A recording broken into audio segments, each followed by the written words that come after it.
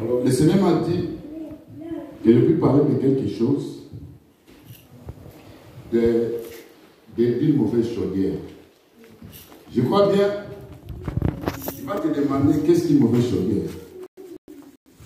Avant que je puisse introduire le tout, je ne vais pas commencer à crier parce que Dieu dit à l'homme de Dieu que je vois, il y a la chaleur ici.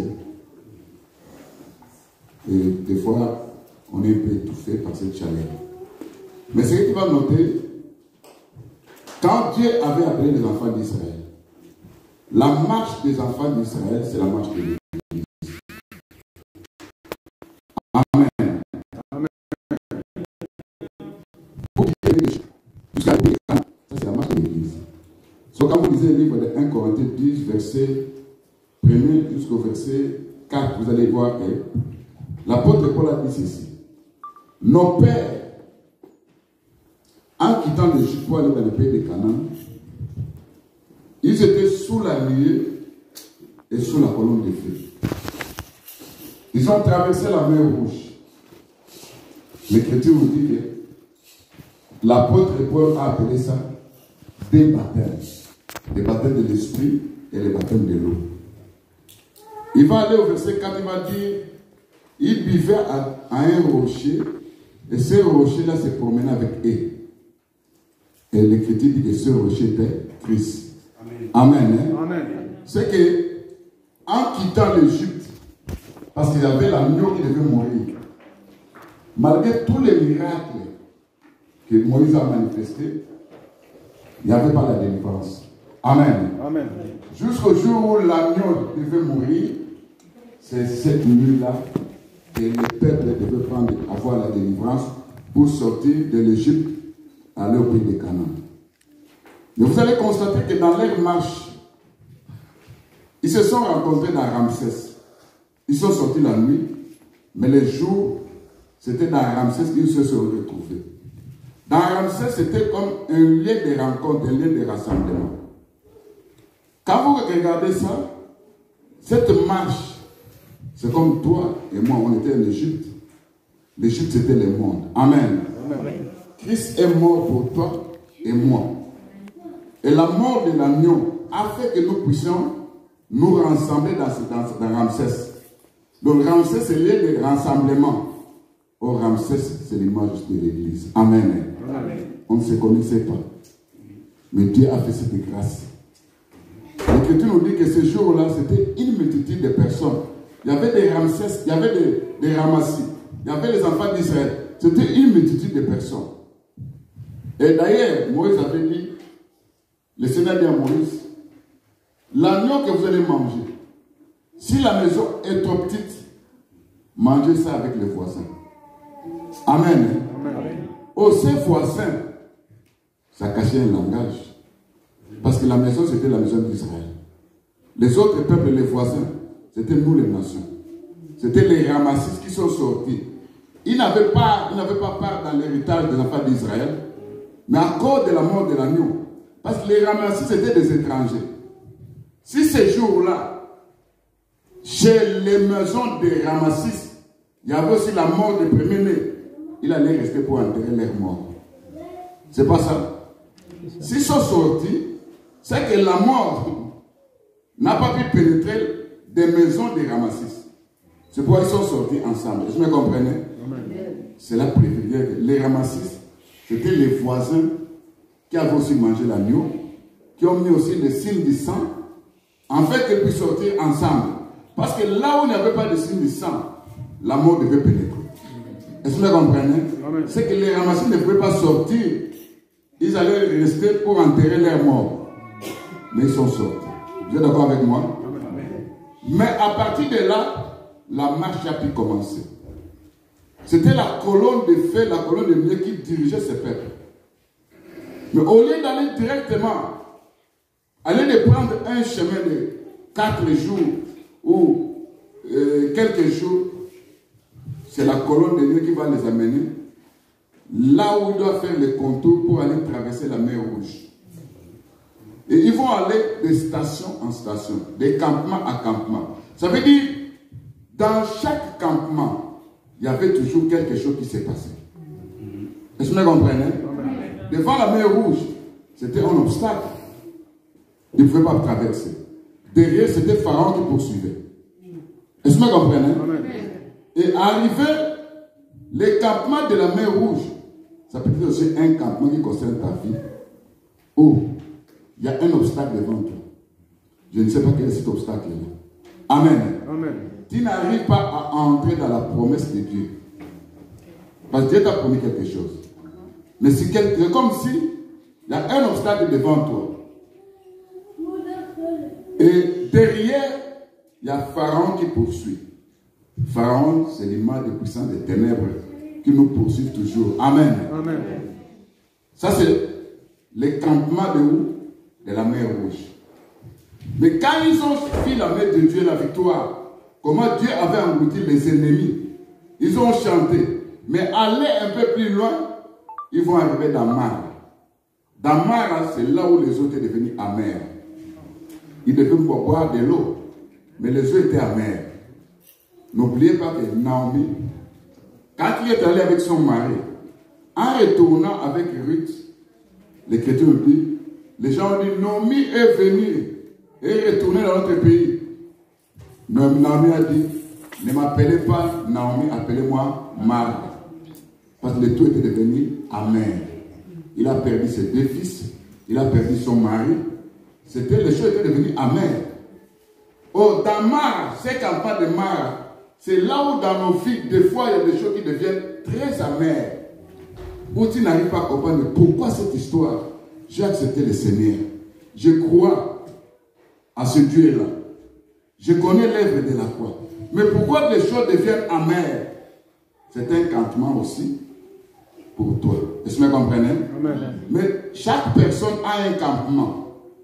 Quand il dit un campement, tu peux te retrouver devant la mer Rouge qui devient un obstacle. C'est pas ça? Oui. Tu peux te retrouver dans Mara, où les choses deviennent amères dans ta vie. Mais aujourd'hui, je vais parler, parce que dans les campements, vous allez voir que, arrivé à un endroit et office, il y avait aussi les serpents brillants. Vous connaissez les serpents brillants. Amen. Hein? C'est aussi un campement. Mais je vais parler des campements où quand les enfants d'Israël sont arrivés au pays de Moab, tout près du pays de Moab. Je vais lire cette écriture. Toi, tu vas te voir aussi dans un campement. Parce que ce n'est pas tout le monde qui se trouve devant la mer Rouge. Ce n'est pas tout le monde qui se trouve dans Mara. Ce n'est pas tout le monde qui se trouve devant les serpents brillants qui sont en train de piquer. Est-ce que vous comprenez? Oui. Toi, tu vas découvrir ton campement. Je prends le livre des Nombres, chapitre 22, versets 4 à 6. On prend le verset 12. Nous lisons au nom de Jésus-Christ.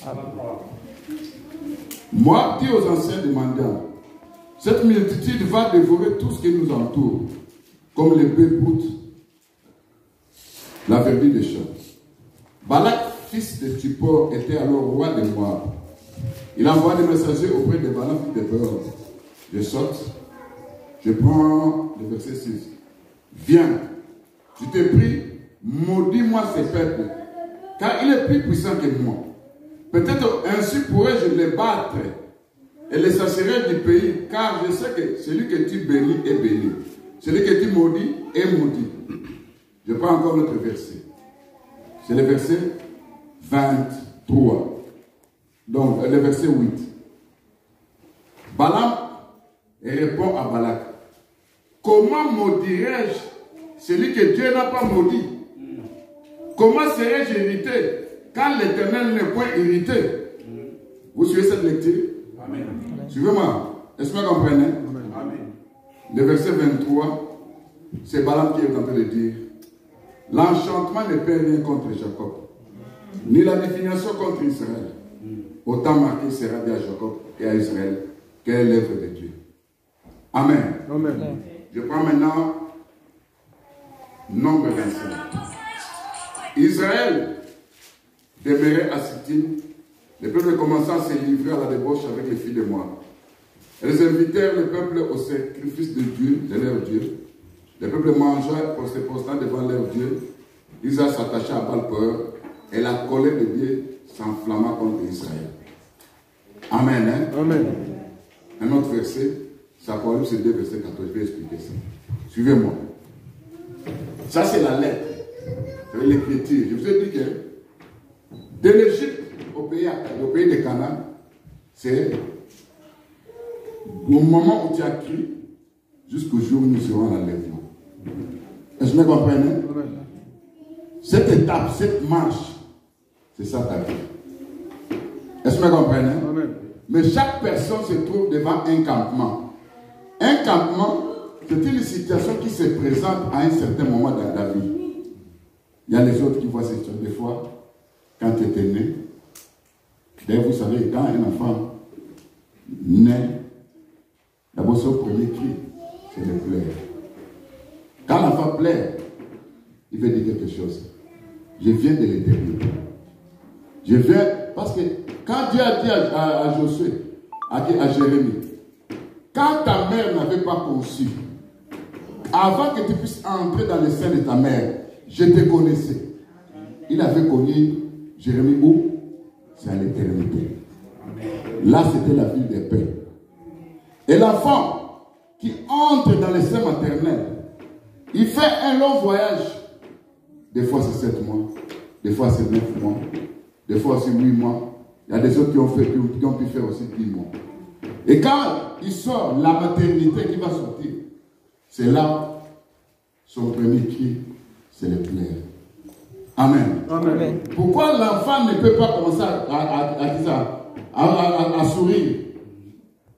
C'est pour te dire que je viens de l'éternité. Là où il y avait la ville de paix, là où j'étais un esprit auprès de mon Père, où j'étais en paix, mais je suis arrivé dans un monde où il y a plusieurs campements. Est-ce que vous comprenez? Où il y a plusieurs étapes de la vie. Est-ce que vous saisissez? C'est quoi la vie d'une personne dans ce monde est caractérisée plus par la souffrance. Est-ce que vous comprenez? Ce cri-là représente quelque chose. Je viens de loin. Là où j'étais en paix, je suis venu dans un monde où je vais trouver les brigands. Est-ce que vous comprenez? Et ces brigands-là, quand les brigands attaquent, vous n'oubliez pas que quand le Seigneur parlait sur la parabole de qui? Du bon samaritain. Il avait dit, quelqu'un quittait Jérusalem pour aller dans le pays de Jéricho. Jérusalem, c'est la ville de paix. N'est-ce pas? Oh, la paix, c'est quand on était auprès du Seigneur. Pour se trouver dans Jéricho, Jéricho, c'est la ville que Joseph avait dit, celui qui construira cette ville de Jéricho, il doit payer le prix de son premier fils et le prix de son dernier fils pour qu'on reconstruise Jéricho. Oh, Jésus-Christ, c'est lui le premier et le dernier. Le prix qu'il a payé, c'est son sang sur la croix. Pourquoi? C'est pour reconstruire Jéricho. Oh, Jéricho, c'est la ville des palmiers. Oh, les justes croissent comme un palmier. Ça veut dire que le Jéricho représente l'église. Et l'église, c'est une ville située sur une montagne. Vous comprenez qu'en quittant Jérusalem, mais en cours de route, cet homme se rencontre avec qui? Avec les brigands. L'Écriture dit que les brigands ont frappé cet homme. Ça, c'est dans Luc 10, 35, vous descendez en bas. Et on laissait la personne à demi-mort. Il y a un lévite qui va passer par là. Il regarde, il peut le faire. Un sacrificateur passe par là, il regarde, il peut le faire. Mais un bon samaritain. Il est venu ce jour-là. Il est descendu sur son cheval. Il a trouvé l'homme abandonné, frappé par les brigands. Oh, le jour où le Seigneur faisait des miracles, on avait dit quoi? Nous savons que toi tu es un démon. Et tu es un samaritain. Le Seigneur a répondu, je n'ai pas de démon. Mais en ce qui concerne le samaritain, il n'a rien dit. Et le samaritain était inconsidéré. Est-ce que vous comprenez? Amen. Ça veut dire que moi, j'avais donné la parabole du bon samaritain. Je ne peux pas refuser que je ne suis pas un bon samaritain. Est-ce que vous comprenez? Le service de la loi, l'ancienne alliance, de Moïse, les sacrificateurs, les Lévites, ils n'ont rien fait pour nous. Ils nous ont d'ailleurs, la loi de Moïse nous mettait en dehors du camp. On était déconsidérés. Amen. Amen. Mais quand le bon Samaritain est venu, il a trouvé que nous, on était frappés par des brigands. Il y avait des plaies partout. Il a pris son huile, il a pris du vin, il a mis où ça? Là où il y avait des plaies.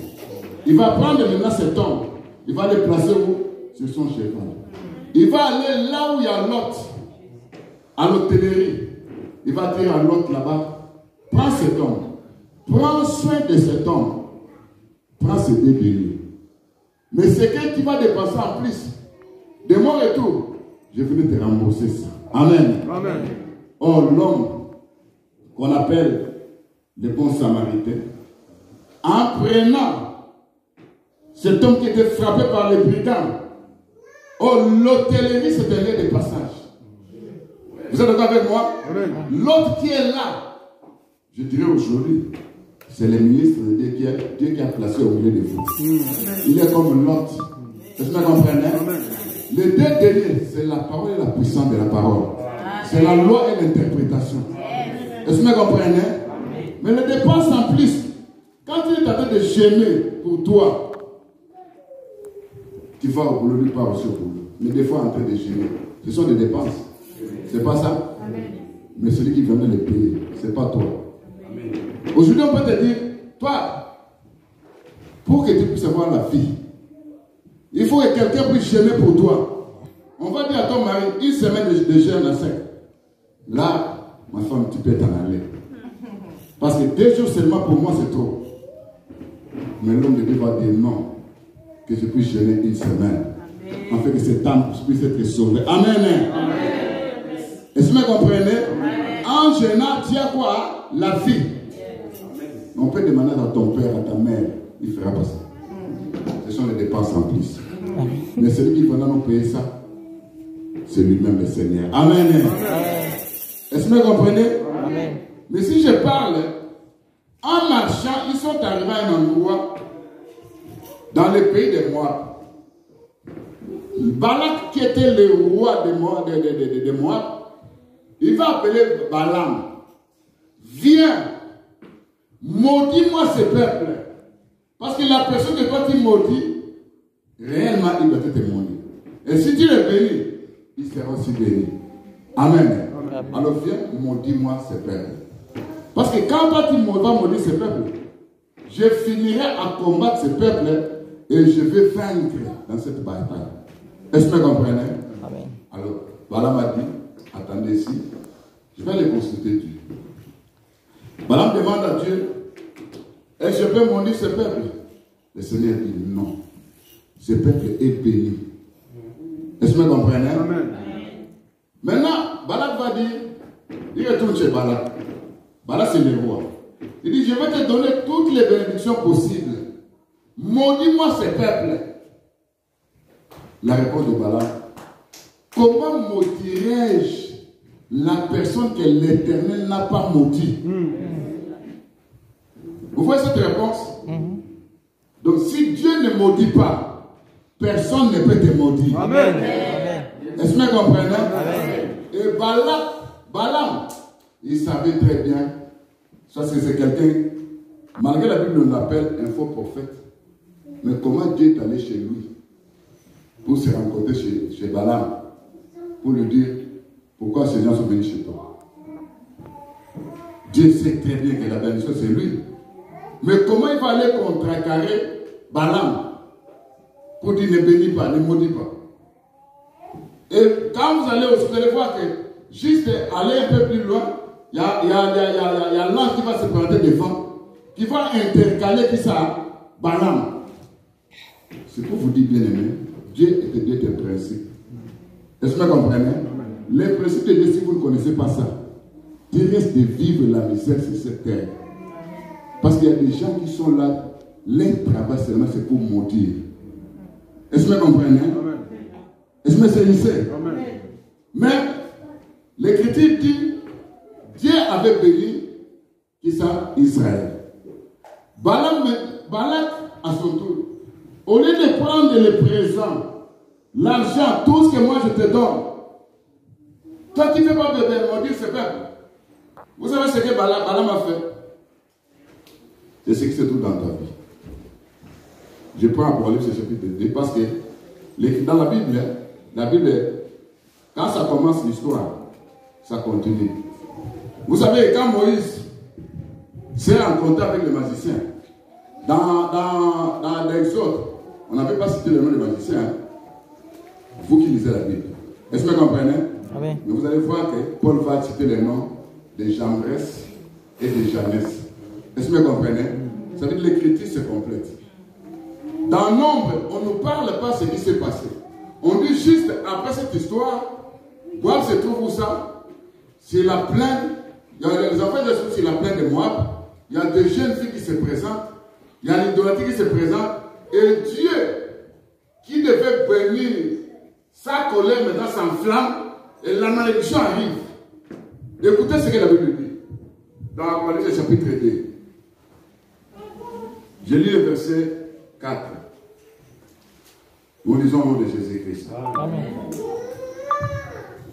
Mais, ça c'est l'église de Pergame. Il dit, là où tu te trouves, c'est là où il y a le trône de Satan. Et parmi vous, il y a des gens qui ne veulent pas réunir mon nom. Mais ce que j'ai contre toi, c'est que tu as là déjà attaché à la doctrine de Balaam, qui enseignait à Balak à mettre une pierre d'achoppement devant les fils d'Israël pour qu'ils mangent de viande sacrifiée aux idoles qui se lèvent à la débauche. Cette écriture veut dire quoi? Comme Dieu voulait toujours bénir, l'histoire se termine là-bas. Mais quand ils vont aller, Balaam, à cause de l'argent, il va enseigner maintenant à qui? À Balak.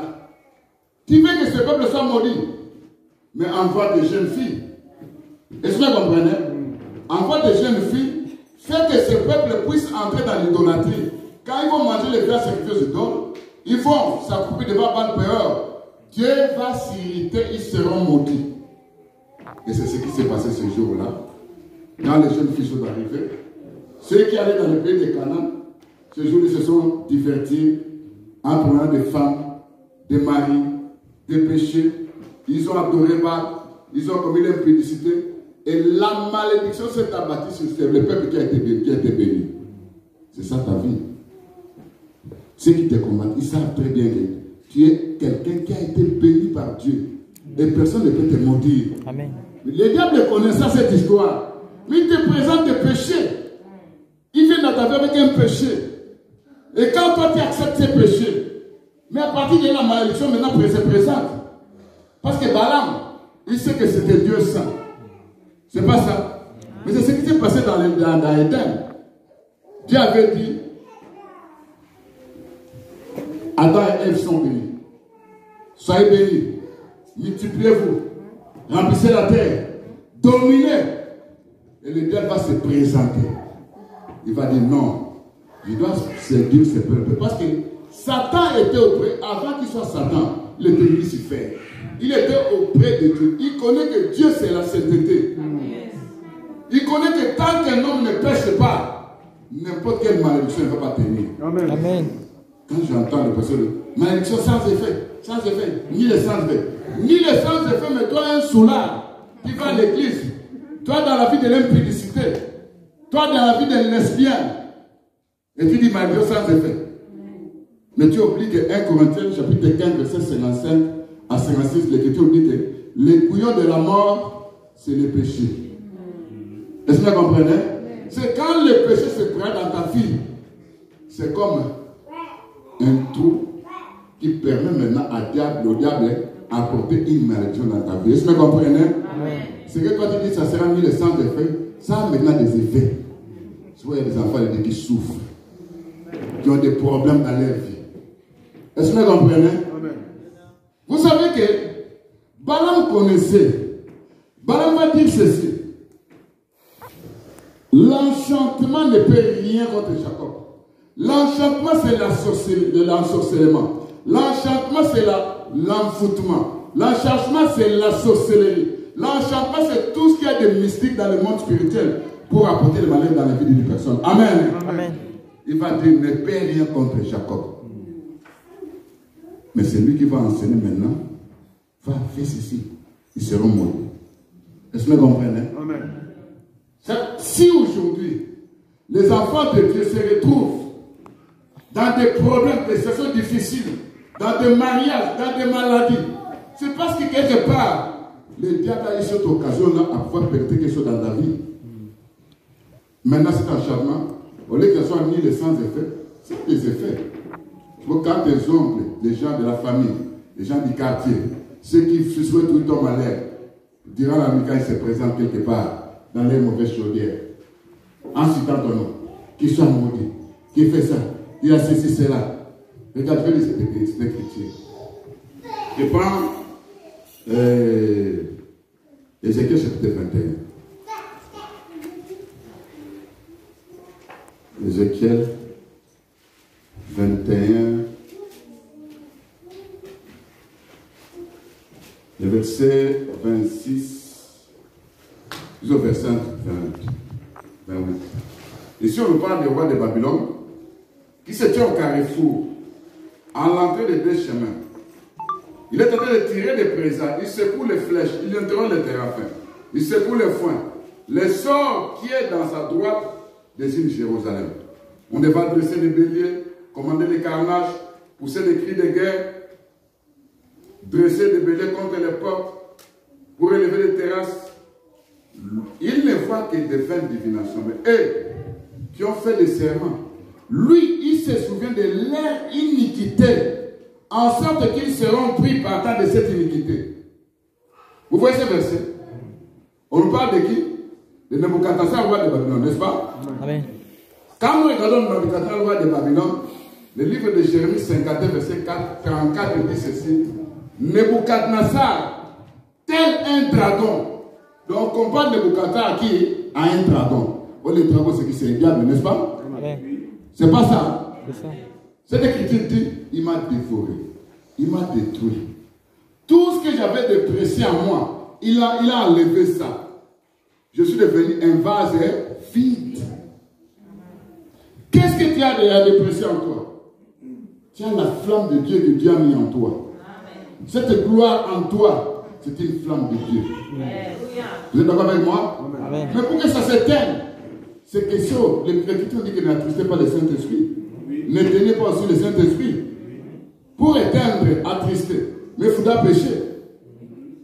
L'Écriture dit que lui, Nebuchadnezzar, il va là où il y a des carrefours, dans les croisements des chemins, là où il y a des shops,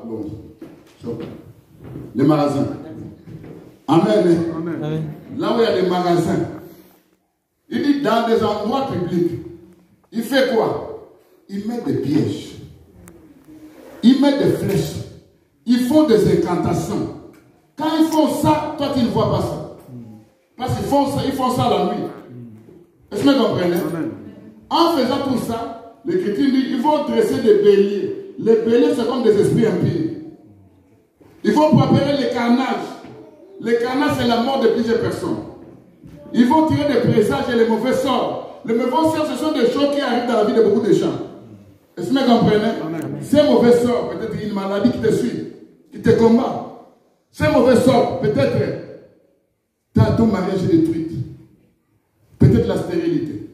Peut-être quelque part, même si tu touchais l'argent, tu ne fais absolument rien avec ça. Est-ce que vous comprenez? Mais c'est à cause de quoi?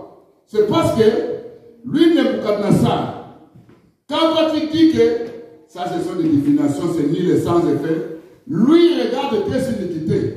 Et à partir de tes iniquités, ils vont te prendre, ils vont te saisir. À partir de ton péché, tu passes là-bas, ils ont fait leurs incantations, ils ont fait jeter les mauvais sorts. Et quand tu passes là-bas, ils ne regardent pas tout ça. Ils ont peur de ceux qui ont la flamme de Dieu. Mais quand ils trouvent un péché en toi, c'est de devenir une porte maintenant d'entrée. Et le mauvais sort t'atteigne. Est-ce que vous comprenez? Ça, c'est Nebuchadnezzar, tel un dragon. Enfin, de me saisir. Et quand vous regardez, l'Écriture nous dit dans Psaume chapitre 8, verset 58, verset 4, 9 à 10. On parle des méchants qui ont un venin pareil au serpent, qui sont comme des magiciens, qui sont comme des enchanteurs. Les enchanteurs, c'est ceux qui commettent des sortilèges, des mauvais sorts, des envoûtements, la magie, l'occultisme, tout ça. Nous vivons dans un monde où il y a tout ça. C'est pas ça? Ça. Ici, en France, il y en a. Est-ce que vous comprenez? En Afrique aussi, il y en a partout. Aux États-Unis. Moi, j'ai toujours dit aux États-Unis, c'est là où les gars dorment. C'est là où ils se couchent. Ici, il vient seulement se promener. Il y a des choses terribles là-bas. Amen. Amen. Mais l'Écriture nous dit, avant que vos chaudières sentent l'épine, verte ou enflammée, ça veut dire quoi? Une mauvaise chaudière, si je peux aller en rapport avec le monde d'aujourd'hui, il y a, vous savez, il y a ce qu'on appelle, c'est quoi ça? Dans des maisons, il y a des choses, quelque chose comme un tonneau, on met ça quelque part, il y a de l'eau chaude qui entre là-bas, ça commence à bouillir, ça fait sortir. Oui, chaudière, c'est ça, la mauvaise chaudière. C'est ça. Maintenant, en Israël, ce n'était pas ces chaudières-là, c'était des marmites. On mettait du feu en bas. Quand vous regardez les enfants d'Élie, ils venaient là où il y avait, ils allaient là où il y avait la chaudière, ils prenaient n'importe quel morceau. Est-ce que vous comprenez? C'est comme des marmites qu'on place quelque part où il y a un feu. Est-ce que c'est ici? Amen. Oh, quand nous regardons ces mauvaises chaudières, quand je parle d'une mauvaise chaudière, c'est comme si il y a un feu qu'on a placé. Sur ce feu, on place maintenant une marmite. Dans cette marmite, on commence maintenant à faire quoi? En bas, parce que quand on parle des épines, qui vont sentir, c'est comme si, parce que je vais interpréter les épines, mais je continue d'abord. Ça veut dire, il y a une marmite. Cette marmite, on est placée là-bas. Tu peux prendre ton argent, tu envoies chez quelqu'un dans l'Afrique, par amour, parce qu'il a besoin de ça. Il a un problème. Lui prend, il mange un peu. Ne fût-ce que $1 seulement. Il va mettre ça dans cette chaudière-là. Ah oui. Et quand il met ça là-bas, la nuit, quand il se rencontre dans l'air monde des ténèbres, il commence à danser, à chanter. Et quand cette marmite commence à bouillir, toi, tu commences à vivre la misère. Est-ce que vous comprenez? Là, j'entre un peu pour que vous puissiez comprendre ce que je suis en train de parler. C'est-à-dire, cette chaudière, on appelle ça une mauvaise chaudière. C'est la façon dont le monde des ténèbres utilise beaucoup de choses pour maudire les enfants de Dieu. Est-ce que vous comprenez? Et cette chaudière, on dit en bas, là où il y a ce feu, il y a de l'épine. Oh, les épines. Il va ajouter notre écriture. Quand vous utilisez Ecclésiaste 7, verset 6, l'Écriture dit, le bruit des épines sous la chaudière est comme les rires des insensés. Le bruit des épines, sous la chaudière,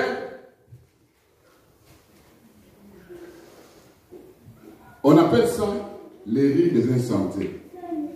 Or, si je retourne un peu pour voir ce qu'on appelle les épines, vous n'oubliez pas que dans Genèse 1er, verset 17 à 18, le jour où l'homme avait péché, Dieu est venu, il demande à la femme, cet homme qui a accepté le péché de sa femme, parce que l'Écriture dit que Adam n'avait pas péché. Mais il s'est rendu coupable à cause de qui? De sa femme, à cause de l'amour. Est-ce que vous comprenez? Amen. Mais ce jour-là, quand Dieu pose la question à Adam, Adam va dire, c'est la femme que toi tu m'as donnée. Donc un homme qui accuse sa femme.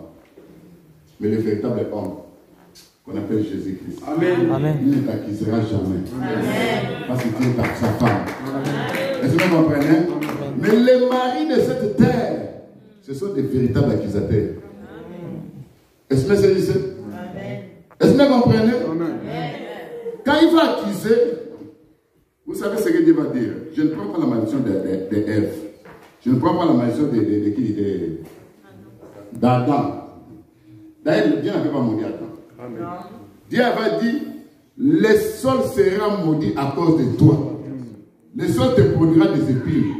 Mais qu'a fait le sol pour que le sol soit maudit? Mais le sol n'a rien fait. C'est pas ça? Et le sol qui a été maudit, le sol qui n'a rien fait, c'est le corps de Jésus-Christ sur la croix, qui a été maudit à cause de toi. Innocent, il n'a rien fait. Et on a placé cette écriture. Le sol va produire les épines. On a pris une couronne d'épines, on a placé sur ça. Ça veut dire qu'il est devenu malédiction. Est-ce que c'est ça? À cause de qui? De toi et moi. Enfin, de mes services. Est-ce que vous comprenez? Je te dis qu'il y a quelqu'un qui a pris ta malédiction. Mais quand vous regardez, on dit les bruits des épines sous la chaudière. C'est comme si il y a la marmite et en bas il y a du feu. Mais maintenant il y a les bruits des épines. Les bruits des épines, ce sont des paroles qui sortent des épines. Et quand vous lisez l'écriture de Samuel, chapitre 23, verset 6 à 7, l'écriture dit que les méchants sont comme des épines. Les méchants sont comme des épines qu'on ne peut pas prendre à la main. Quand tu prends ces épines à la main, il finira par te trouver les mains. Est-ce que vous comprenez? Est-ce que c'est ici? Quand je parle de ces méchants-là, pour toi peut-être tu peux voir, oh voilà c'est tel oncle, tel papa, telle fille, un sorcier. Je ne parle pas de ces méchants-là. Ces gens-là, ils peuvent se repentir aussi un jour. Ils peuvent reconnaître aussi Dieu. Les véritables méchants, qu'on ne peut pas prendre dans la main, mais c'est Pharaon. On appelle Pharaon un roseau cassé qui pénètre la main de toute personne qui s'appuie là-dessus. Est-ce que vous comprenez? Mais c'est le diable. Mais je vais vous montrer comment toi tu prends le diable dans ta main. Et comment tu es tenté de jouer avec le diable. Enfin, de me cesser. Est-ce que vous comprenez? C'est pourquoi, bien aimé, vous allez voir que en maudissant l'écriture de Pharaon comme un roseau cassé, qui comme s'appuie chez lui, il perce sa main. Ça c'est Ésaïe 30, verset 3, 2 à 6. Hein? Écrivez ça, vous allez lire ça à la maison. Mais comme je suis en train de parler des épines, je vois quelqu'un qu'on appelle Jotham. Dans le livre de Juge, chapitre 9, verset 8 à 15, Jotham était un fils de qui? De Gédéon, qu'on appelait Jéroboam. Il s'est fait que Abimelech, les frères, est allé chez qui? Chez ses frères. Et ils ont pris 70 cycles dans la maison de Baal-Péor, donc de Baal-Bérite. Ils ont donné ça à leurs frères. Il a pris cet argent, il est allé prendre les brigands, les voyous, les gens de mauvaise vie. À partir de cet argent, il va faire un plan comment tuer ses frères, les 70 frères, enfants de qui? De Gédéon. C'est une pierre. Là, il y a beaucoup de choses à interpréter, mais je ne suis pas là. Parce que si je peux entrer là-bas, ça va prendre beaucoup de temps. Parce qu'il faudra interpréter cette pierre qu'on a tirée, les 70 fils. Il faudra interpréter aussi les 70 fils là. Mais je ne suis pas là-bas. Amen. Hein? Amen.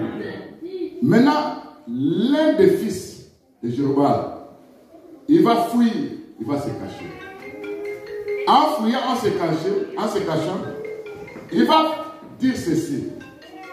Une parabole. Il va dire, les arbres sont partis, ça c'est Juge 9, verset 8 au 15. Hein? Il va dire, les arbres étaient à la recherche d'un roi. Ils vont aller, premièrement, chez la vigne. La vigne va dire, moi la vigne, je vais renoncer à mon vin. Vous écoutez ça? Je vais renoncer à mon vin qui réjouit l'homme et Dieu. Je vais aller planer sur les arbres. Les arbres vont dire encore, il faut aller au figuier. Le figuier, viens-toi sur nous. Le figuier va dire, je vais renoncer à mon fruit doux, à ma douceur, à mon fruit excellent, pour aller planer sur les arbres. Est-ce que c'est? Vous me comprenez? Il va ajouter encore. Il va aller la vigne, le figuier. Le troisième, il va aller sur l'olivier. L'olivier va dire ceci.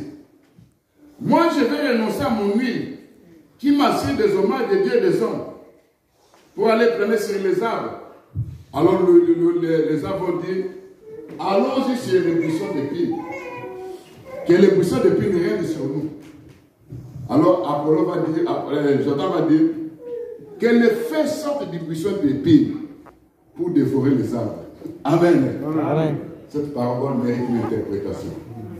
Est-ce que vous comprenez? Amen. Est-ce que vous saisissez? Amen. Quand je prends, bien aimé, l'olivier qui a sur l'huile, qui fait que les hommes puissent donner des hommages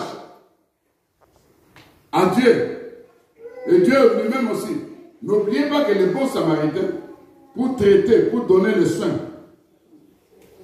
à l'homme qui était frappé, il a pris de l'huile. Vous êtes d'accord avec moi? Or, quand vous regardez cette huile-là, n'est rien d'autre. Le Seigneur Jésus-Christ, lui qui, quand il est fait, il était à la fois l'olivier, il était à la fois le figuier, il était à la fois la vigne. Je vais interpréter ça. Jésus-Christ, quand il dit que renoncerai à ma douceur, mais dans Matthieu 11, 29, il a dit, je suis doux, mon joug est doux, prenez mon doux. Son fruit excellent, c'est l'amour. Qui t'a aimé, c'est de lui. Est-ce que vous êtes là avec moi? Quand il va dire, je vais renoncer à mon vin, Deutéronome 32, verset 14 dit, le sang du raisin, c'est le vin. Maintenant, quand vous regardez cette histoire, l'olivier a de l'huile. Le figuier, c'est là où il y a l'amour, c'est là où il y a la douceur. Le vin est représenté par du sang. Lui-même avait pris ce jour-là avant de mourir. Il va prendre du vin, il va dire ça c'est mon sang. Buvez ça. Est-ce que vous comprenez? Donc les trois arbres représentaient le Seigneur Jésus-Christ. Amen. Amen. Un jour, quand ils sont allés chez lui, dans Jean 6, verset 15, l'Écriture dit que quand ils voyaient le miracle que le Seigneur Jésus faisait, ils ont dit cet homme. Jésus vu la tête de notre roi. Allons prenons cet homme, qu'on puisse le mettre roi au milieu de nous. Dans Jean 6, verset 15, il va fouiller. Ça veut dire qu'il ne va pas accepter qu'il soit un roi de ces arbres. Les arbres là, ce sont les maisons d'Israël. Amen. Amen. Jésus qui a refusé. Pourquoi? Parce que lui savait qu'il a un peuple. Il sera roi des rois au milieu de ce peuple-là. C'est lui qui règne au milieu de nous. Amen. Il est roi au milieu des saints. Amen. Il sera roi des rois dans le millénium. S'il avait accepté de régner chez les Juifs, il n'allait pas être sauvé. Amen. Il a gardé son huile, il a gardé son vin, il a gardé son fruit d'amour. Car Dieu a tant aimé le monde, il a donné son Fils unique, afin qu'il croit il ne périsse point, qu'il ait la vie éternelle. Amen. Est-ce que vous comprenez? Enfin, il me saisissait. Il faut aller prendre qui ça? Le buisson d'épines qui était Abimelech. Or, le buisson d'épines, ça représente quoi? Regardez. Jésus-Christ, avant de mourir, Pilate va dire, il présente Jésus comme étant le roi. Il demande à ces gens, mais je ne vois pas de péché dans cet homme. Il est le roi de Dieu. On a posé au Seigneur, es-tu le roi? Oui, je suis un roi. Mais mon roi n'est pas de cette terre. Amen. Amen. Amen. Ce jour-là, il savait qu'il avait un peuple caché. Mais ce jour-là, qu'est-ce que les oreilles veulent dire? Nous n'avons pas un autre roi. Notre roi, c'est César. C'est-à-dire, ils ont renié l'olivier, ils ont renié le figuier, ils ont renié quoi? La vigne. Tout ça, ça représentait qui ça? Jésus-Christ. Ils ont accepté César. En acceptant César, qu'est-ce que le Seigneur a dit? Jérusalem, Jérusalem. Tu n'as pas connu le temps où tu devais te visiter. Amen. Viendra un temps, il ne restera pas pierre sur pierre pour que ça soit renversé. Amen. Et ce mec comprenait? Et à l'an 70, les Romains ont détruit la ville. Vous voyez, quand les gens rejettent Dieu, quand les gens rejettent la parole, il prend maintenant un autre roi. Ce roi-là, c'est l'image aussi du diable. En ce temps-là, c'était la maison d'Israël. Aujourd'hui, les gens rejettent la parole. Comment les gens rejettent la parole? Là où le Seigneur dit, voilà, ne faites pas ça. Commence à prier. Crains Dieu. Oh, les gens qui prient aujourd'hui ne sont pas là. Comme vous rejetez la parole, le Seigneur lui-même a dit ceci. Je vais leur envoyer une puissance d'égarement pour qu'ils croient au mensonge. Quand ma croix dit, la bête de l'événement arrive, elle est là. Mais les gens écoutent. Mais n'arrivent pas à comprendre que le monde est en train de s'enfoncer. Le monde se prépare. Dès que l'église sera enlevée, ça sera maintenant l'avènement de la bête. Est-ce que vous comprenez? Et là, c'est là qu'il faut voir que beaucoup des enfants de certains Dieu, ils sont dans un sommet spirituel. Amen. Les hommes de Dieu, dans un sommet. Les enfants de Dieu, dans un sommet. Le Seigneur a dit ça dans Matthieu 25, 2 ou 4 comme ça. Il a dit, les vierges sages qui attendaient le mari, et les vierges sages, et les vierges folles, tous s'endormirent et s'assoupirent. Ce sommeil a pris même des zéros. Oh, je vois Samson. Chez Delilah. Samson, sa tête, sur les genoux de qui? Les cuisses de qui? De Delilah. On va raser ses cheveux. Dans la réalité, ce Samson-là, Delilah qui était une femme prostituée, représentait la maison d'Israël. Amen, hein? Amen. Les cheveux qu'on a rasés, c'est Jésus-Christ sur la croix. Il dit, mon Dieu, pourquoi m'as-tu abandonné? Parce que Samson, c'est le petit soleil. Jésus-Christ, c'est le grand soleil. L'abandon de cette cheveux-là, c'est l'Esprit de Dieu. C'est Christ qui s'est séparé avec Jésus. Jésus, c'est le corps. Christ, c'est l'Esprit. L'Écriture dit, ayant été mis à mort quant à la chair, quand l'Esprit était vivant. Est-ce que vous me saisissez? Vous me comprenez? Parce que ce jour-là, Christ ne devait pas mourir, mais Jésus devait mourir. Christ, c'est Dieu. Dieu ne peut pas mourir. Dieu a continué le travail. C'est pourquoi Christ, il va aller dans les séjours des morts. Christ va laisser dans les séjours des morts. Il va aller prêcher aux esprits qui étaient emprisonnés là-bas.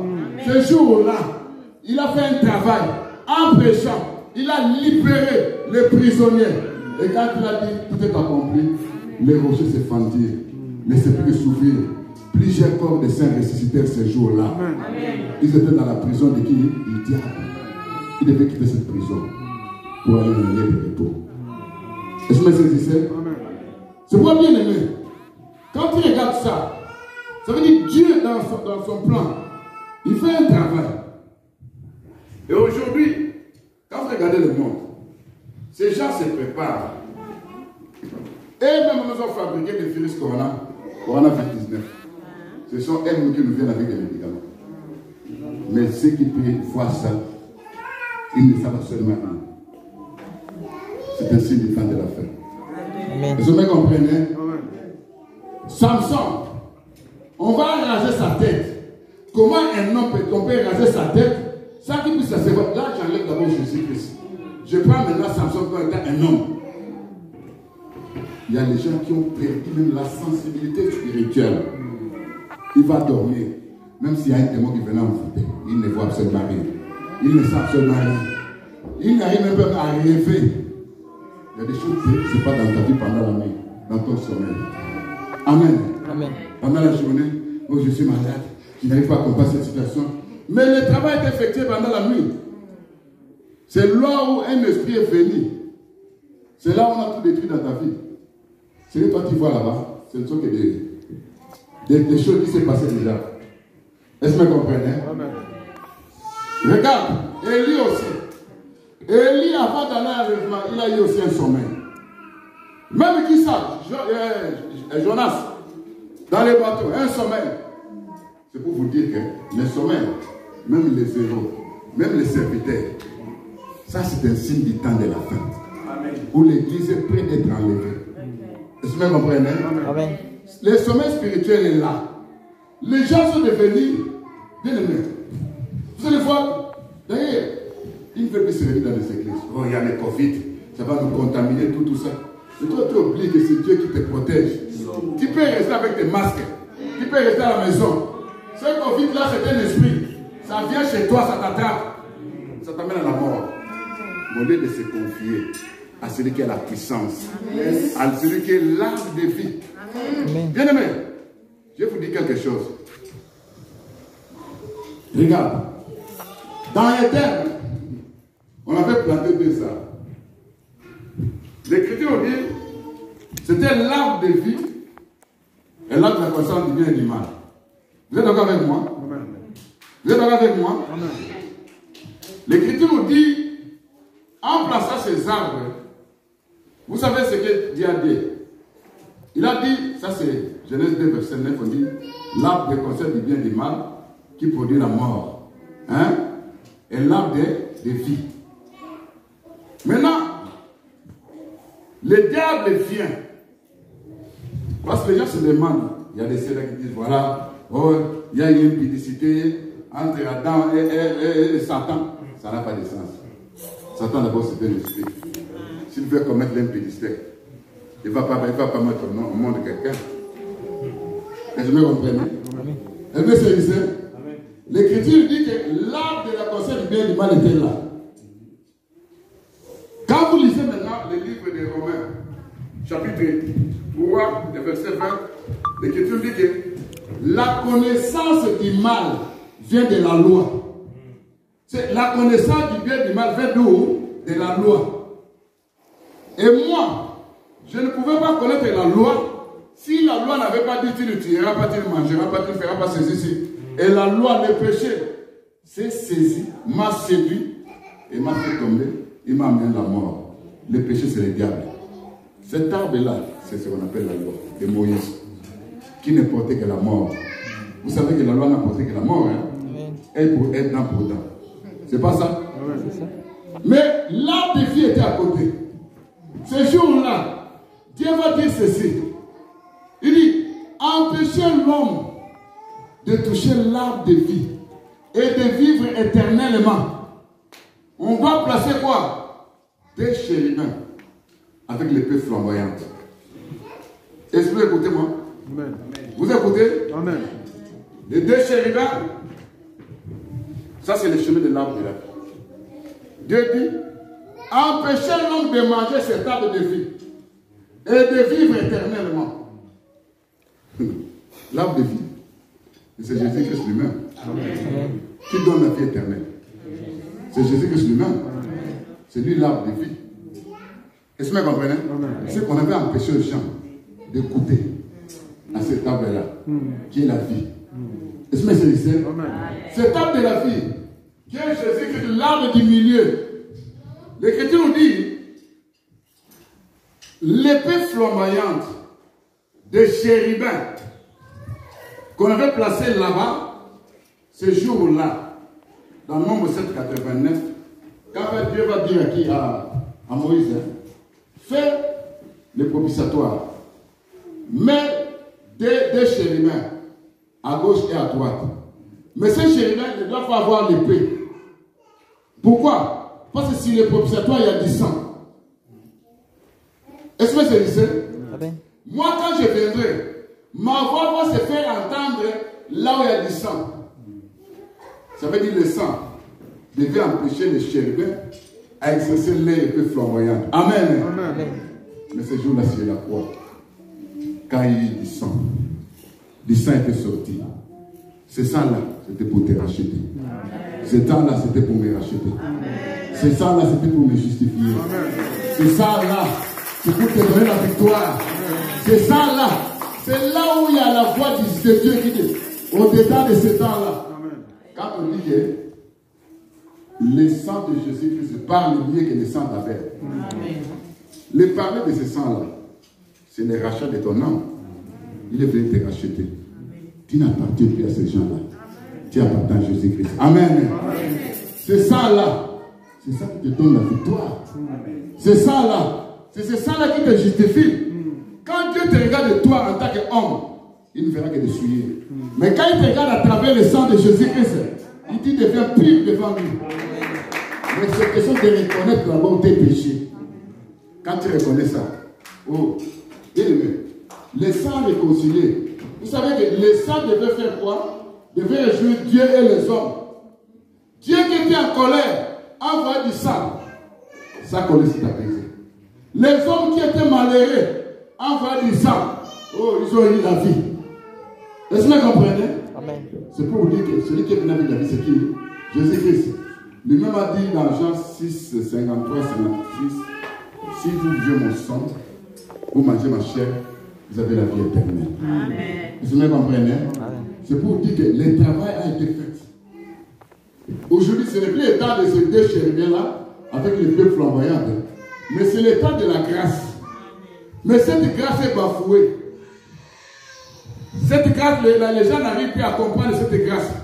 C'est pourquoi ces jours-là, quand vous lisez Matthieu chapitre 27, verset 5, 40 à 53, la Bible nous dit que avant que Jésus-Christ expira, il va demander pourquoi Matthieu a abandonné. Le voile du temple se déchira en deux, depuis le haut jusqu'en bas. On n'a pas dit d'en bas jusqu'en haut. Depuis le haut jusqu'en bas. Et les livres d'Hébreux 10, 19 à 20 dit, au moyen du sang, nous avons une libre entrée, une route nouvelle, vivante, inaugurée au travers du voile. Et ce voile-là, l'Écriture appelle ça la chair de Jésus-Christ. C'était le voile qui a été déchiré. Vous comprenez que c'était un corps. Dieu avait besoin d'un corps. Ce corps-là devait produire du sang. Tu n'as voulu ni sacrifice, ni offrande. Tu m'as créé, moi, tu m'as donné moi la chair. Parce que tu avais besoin de quoi? De ce sang-là précieux. D'en haut jusqu'en bas. Les saluts viennent d'en haut. C'est pourquoi Jésus-Christ lui-même, il n'était pas d'en bas. Il était d'en haut. C'est le Dieu qui était d'éternité à l'éternité, il était Dieu. Amen. Mais ce jour-là, l'Écriture dit que la nuit a été immolée dès avant la fondation du monde. Bon, avant la fondation du monde, personne n'avait péché. Pourquoi la nuit était immolée? Amen. Dans le plan de la rédemption, Dieu savait. D'ailleurs, ce jour-là, si Dieu allait demander le serpent allait dire quelque chose. Homme, l'homme va dire c'est ma femme. Femme, c'est le serpent. Il fallait que Dieu demande au serpent. Amen. Le serpent allait dire, mais pour que sa puissance, l'œuvre de la rédemption, puisse se manifester. Amen. Comment est-ce qu'on peut appeler quelqu'un sauveur si la personne ne tombe pas? Pour sauver, l'homme doit tomber. Pour guérir, l'homme doit avoir une maladie. On appelle l'Éternel des armées. Mais avec quelle armée il allait combattre? Il n'y avait pas d'armée. Il fallait que l'armée soit là. En fait, quand il va frapper cette armée, quand il va l'appeler Dieu Tout-Puissant, est-ce que vous comprenez? Il fait que la maladie soit là. En fait, que par ces meurtrissures, que nous soyons guéris de nos maladies. Enfin, laisse-moi saisir. Bien aimé, c'est pour que vous compreniez, bien aimé, que Dieu, dans son plan, il savait qu'il devait sauver. Il savait qu'il devait donner la vie. C'est pourquoi l'arbre de vie était là. Oh, mon Dieu. L'Écriture dit dans Apocalypse 22, verset 2. Je lis cette écriture. Au milieu de la place de la ville, sur les deux bords du fleuve, il y avait un arbre de vie, produisant 12 fois des fruits, rendant son fruit chaque mois, dont le fait servait à la guérison des nations. Je vous pose une question. Quand vous parlez de 12 mois, c'est une année, n'est-ce pas? C'est une année, n'est-ce pas? Est-ce que là, on parle d'une année? Non. Là, on parle d'une année? Non. Parce que là, il n'y a pas de soleil. Il n'y a pas la lune. Comment on va parler d'une année? On dit cet arbre-là, on appelle l'arbre de vie. Mais l'effet de l'arbre de vie, c'est pour la guérison des nations. Mais l'Écriture dit dans Ésaïe 53, verset 5, que c'est par tes meurtrissures que nous sommes guéris. C'est que l'effet de l'arbre de vie, c'est quoi? Ce sont les mapites de Jésus-Christ. Les meurtrissures de Jésus-Christ. Et ce c'est ces enfants de Dieu. Vous comprenez que l'arbre de vie, cet homme-là, qu'on appelle Jésus-Christ. Et quand on dit que le désir de la femme se tournait vers son mari, Et l'homme dominera son mari. Bien aimé, aux États-Unis, hein, si toi tu domines ta femme, il t'accuse des choses de la maison. Ça, je vous dis la vérité. Là-bas, la femme, c'est le chef. C'est la cheftaine. Donc, ne blaguez pas là-bas avec une femme. Est-ce que vous comprenez? Est-ce que c'est sincère? Mais là, dans l'Écriture, on dit le désir de la femme se tournait vers son mari. Si en Afrique, on disait voilà, la femme ne travaille pas, et tout ce qu'elle a besoin, il doit aller chez sa femme. Chez nous, là-bas, il y a des femmes qui ont beaucoup d'argent. Hein. Ils n'ont pas aussi besoin de démarrer. Mais l'Écriture doit s'accomplir. Les maris là, dont le désir de la femme doit aller, les véritables maris, c'est Jésus-Christ lui-même. Amen. Toi, si tu es ma femme, tu me demandes, apôtre, achète-moi cet habit, j'achète toujours.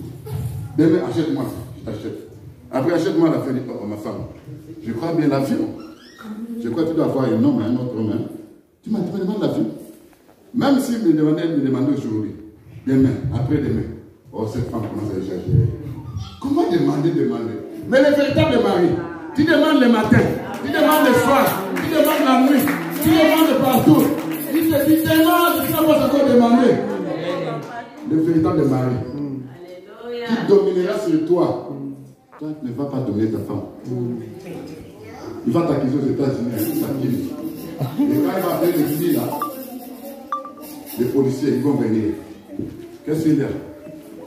Dès que la femme dit, voilà, il me maltraite, on te dit, entre la maison.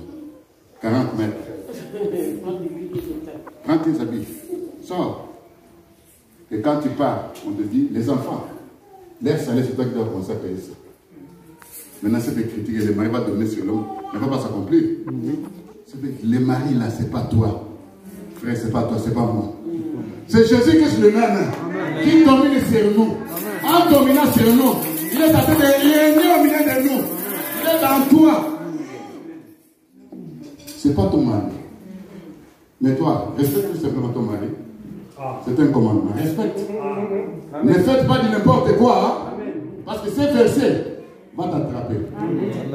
Et lui, le Léviathan, le dragon, il va pour cette femme ne respecte pas son mari. Alors ça devient une brèche pour toi. Partant de ces versets-là, il détruit ta vie. Est-ce que vous me comprenez? Marie, aime ta femme. Ça, c'est un commandement de Dieu. Est-ce que vous me comprenez? Mais l'écriture là, le désir de la femme se porte avec son mari. Et on ajoute encore qu'on va augmenter les douleurs de la femme. Mais cette douleur, je vous pose une question. Si la femme est au monde à 7 mois, à 8 mois, à 9 mois, à 10 mois, augmenter. Bien aimé, regarde, aux États-Unis, hein, des fois, la femme peut aller à la maternité. Hein, ils font des... Papa, la femme est au monde. Comment j'ai vu, quelques temps, juste, elle commence à voir mal, aller à l'hôpital. Elle met au monde. Mais où est l'augmentation de la douleur? L'augmentation de la douleur. Depuis la croix de Jésus-Christ, jusqu'au jour de l'enlèvement, nous sommes durant la période d'augmentation de la douleur. Les douleurs de l'enfantement. Parce que le monde est en train de soupirer. Nous aussi qui avons l'Esprit de Dieu, nous sommes en train de soupirer, de souffrir. Le diable est là, il nous poursuit, il nous attaque. Combattu. Si tu n'as pas un problème du côté de mariage, oh, ça devient la stérilité. Si ce n'est pas la stérilité, oh, coronavirus. Si ce n'est pas coronavirus, oh, je n'ai plus d'argent. Si ce n'est plus l'argent, vous voyez qu'il y a des problèmes toujours. Que personne ne te trompe que si tu as accepté Jésus-Christ, tout va aller. Non, non, non. Ah, oui. Jésus-Christ, hein, qui est notre Seigneur, c'est lui qui permet même la souffrance dans ta vie. Si la souffrance n'est pas là, mais toi tu ne vas pas chercher ce Dieu-là. Est-ce que vous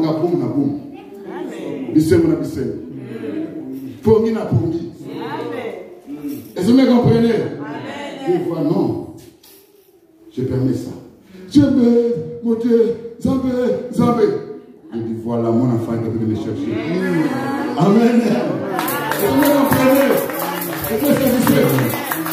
C'est parce qu'il permet cette situation. C'est pourquoi, ceux qui vont commencer à maudire, qu'ils maudissent toujours. Mais qu'ils oublient que Jésus-Christ est la croix. Il est devenu une malédiction pour devenir une bénédiction. Qu'ils oublient que moi, quand je vais commencer à pleurer devant mon Dieu, Seigneur, pourquoi ça? Oh, là, quand on s'élève, c'est sa colère qui va s'enflammer. C'est là qui se réunissent autour d'un feu, en train de faire des incantations, des mauvaises chaudières. C'est pourquoi vous avez l'écriture dit que la ville que vous vivez ne deviendra pas une chaudière pour vous. Cette ville peut devenir une chaudière pour toi. Ton mariage peut devenir une chaudière pour toi. Ta famille peut devenir une chaudière pour toi. C'est pourquoi Michée, chapitre 3, verset 1 à 3, il dit, il dévore la chair de mon peuple. Il détruit sa peau. Et brise même les os. Oh, les os, c'est ce qui permet à quelqu'un de se tenir debout. La chair, la peau. Il y a de ces gens-là, vous allez voir que le diable a tout détruit. Dans la chair, dans la peau, il y a des maladies. C'est une mauvaise chose qui te détruit.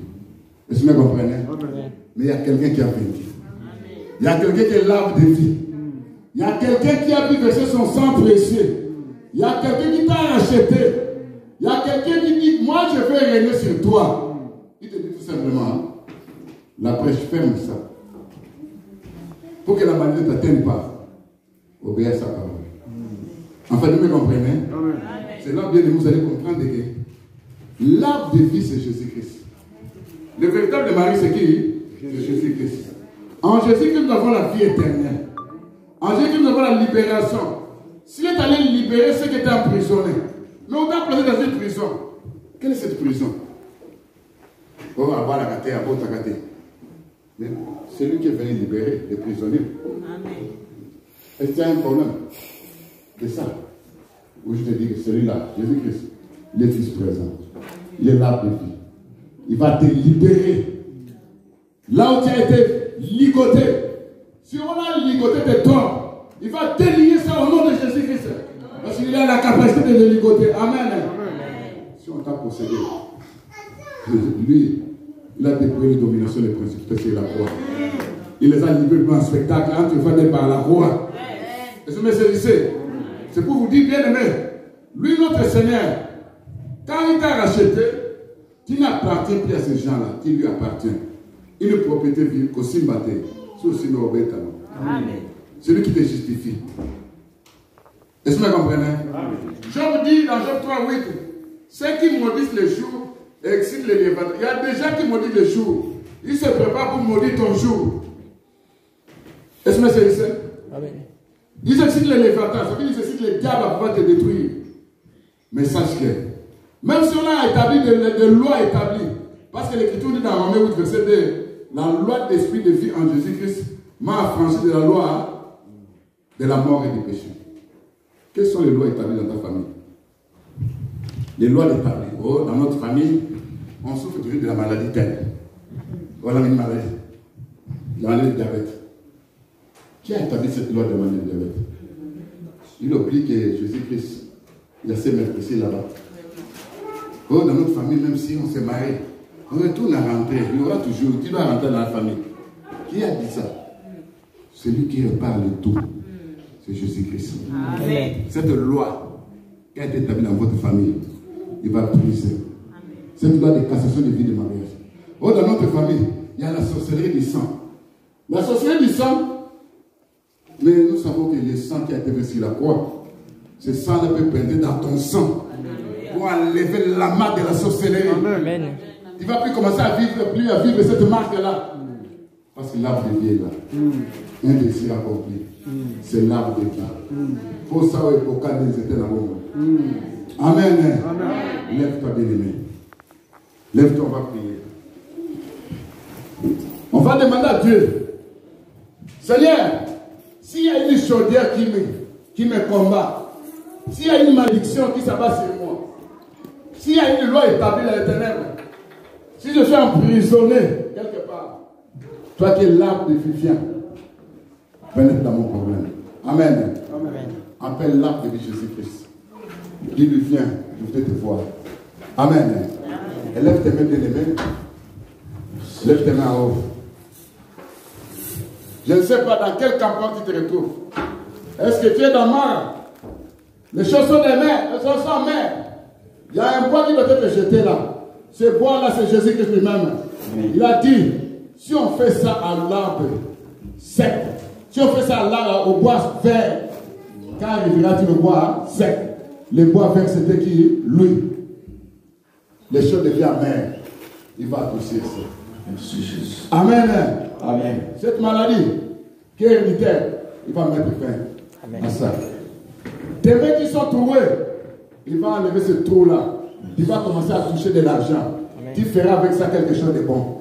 Pas celui qui est l'arbre de vie. Amen. Amen. Celui qui te combat, oh, je suis sa femme de nuit, son mari de nuit. Ce mariage, toi qui as été racheté par le sang de Jésus-Christ, il t'a marié par son sang. Tu n'appartiens plus à cet homme-là, à cet esprit-là, à cet démon-là. Tu appartiens à Jésus-Christ. Amen. Amen. Élève tes mains, commence à prier. Prions au nom de Jésus-Christ. Au nom de Jésus. Prions au nom de Jésus-Christ. Au nom de Jésus. Recebemos o Evangelho.